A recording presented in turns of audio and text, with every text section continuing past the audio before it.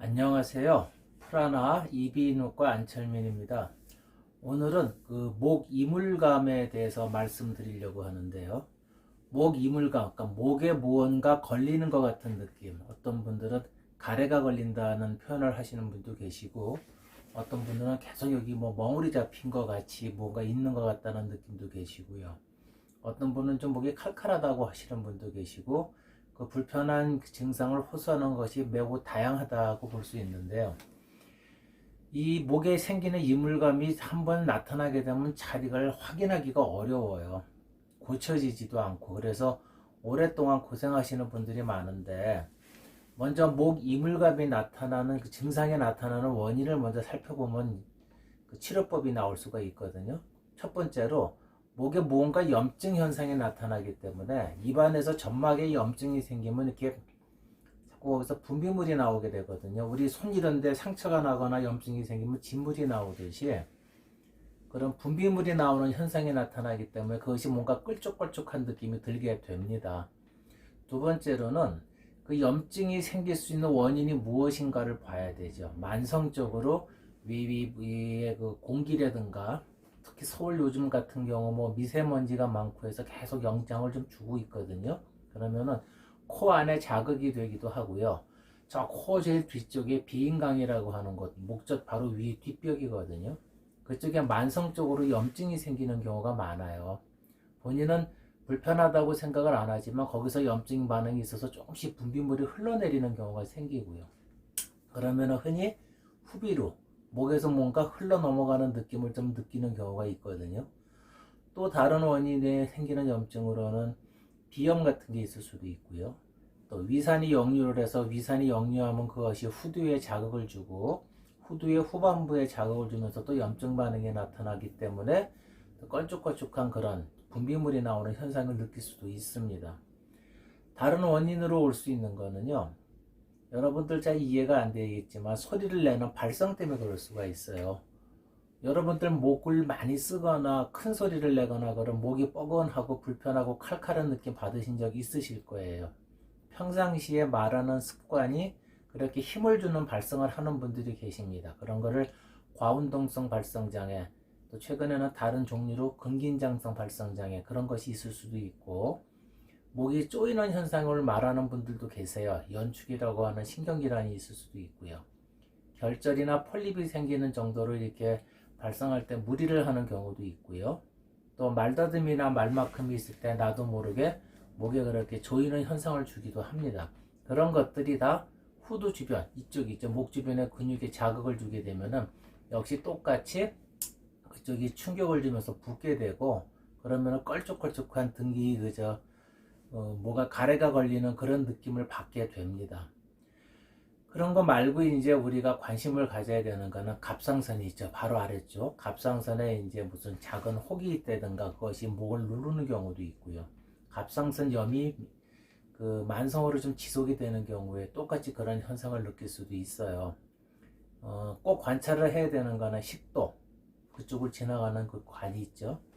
폐 위쪽, 또 머리에서 목까지 내려오는 과정에서 그 신경 아니면 그 목 주변에 안쪽에 있는 종양 같은 게 있어도 그런 게 올 수가 있습니다. 그래서 이런 것이 있을 경우에는 먼저 가슴 엑스레이, 목의 초음파 사진 검사, 또 경부 이쪽에 CT 같은 걸 찍어보는 게 먼저 되겠어요. 우선이 되겠어요. 거기서 대개는 문제가 없습니다. 대부분 거의 문제가 없어요. 거기서 문제가 있는 경우는 매우 드물고 이제 그건 큰 치료가 필요한 거고요.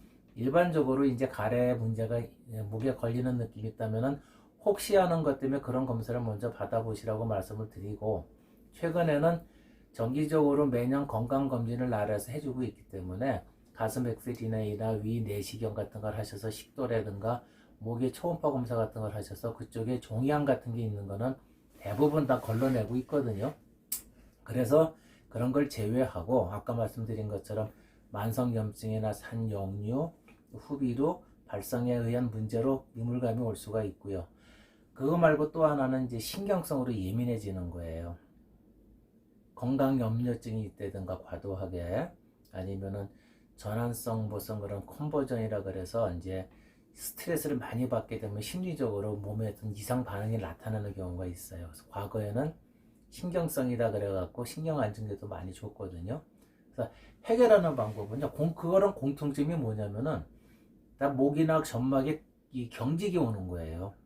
그리고 거기가 2차적으로 염증 반응이 나타나서 마르면서 껄쭉껄쭉하게 되는 어떤 분비물이 나오는 겁니다. 해결하는 방법은 원인을 찾아서 없애는 게 제일 좋겠고요.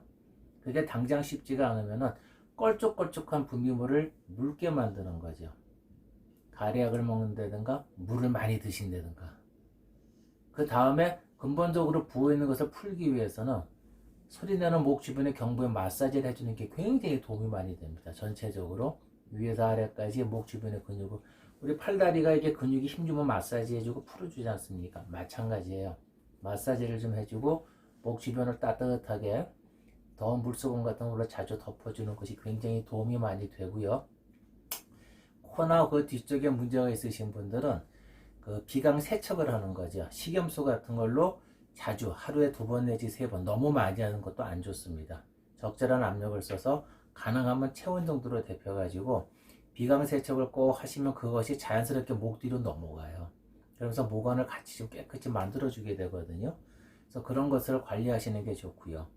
위산이 역류하는 가능성이 있는 것은 꼭 확인해 보셔야죠. 위 내시경 같은 것도 있을 수 있고, 이비인후과에서 보시면 코에서 목까지 내시경을 넣어서 다 관찰이 됩니다. 그래서 목 이물감을 느낄 때 먼저 이비인후과에서 코에서 목까지 다 내시경을 한 번을 통해서 관찰을 해가지고 문제가 있는지 보시고, 거기에 염증 여부를 확인하신 다음에 그런 것들을 하나씩 제거해 나가면 대부분 해결이 된다고 보시면 돼요.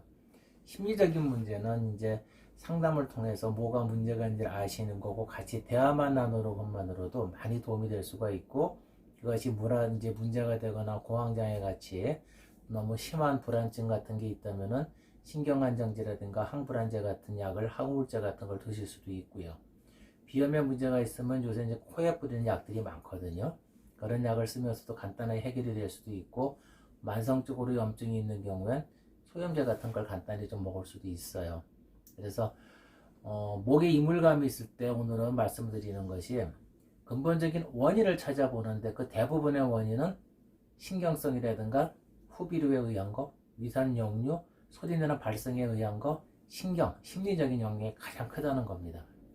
그리고 아까 말씀드린 폐나 식도 이런데 목의 경부에 그런 종양 같은 게 의심이 될 수 있어서 꼭 확인을 해 보셔야 되는데, 건강검진 같은 걸 1년에 한 번씩 해보시게 되면 대부분 다 걸러지니까 안심하셔도 된다는 겁니다. 그래서 이런 식으로 목의 이물감에 대해서 관심을 갖고 치료해 보시고 또 생각해 보시면은 목에 걸리는 느낌은 대부분 다 해결이 될 수가 있다 생각하시면 될 것 같아요.